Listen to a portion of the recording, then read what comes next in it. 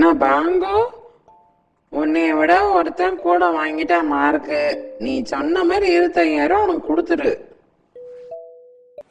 Sir sir இந்த notice நான் ஒட்டவே இல்ல சார். எவனோ என் பேரை போட்டு 25,000 போட்டு ஒட்டிட்டானுங்க சார். என் அப்பாக்கு தெரிஞ்சா ரொம்ப திட்டுவாரு சார். அதை நினைச்சிட்டே நாங்க சரியா வர எக்ஸாம் எழுதல சார். எனக்கு தெரியாதுப்பா. உன் அப்பாட்ட சொல்லி உன் அண்ணாக்கு ரூபா கொடுத்த மாதிரி 25,000 நீ வாங்கிட்டு வந்துரு. ரூபாய் வாங்கிட்டு வந்து அதை ஜெயிச்ச பையன்ட்ட கொடுத்துரு. என்னடா அண்ணனும் தம்பி இப்படி உயிரை வாங்கிட்டு இருக்கிறீங்க? அண்ணன் 50,000, நீ 25,000. என்னடா நினைச்சிட்டு இருக்கீங்க? ரூபாய் எப்படியாவது தண்டமா செலவு பண்றது?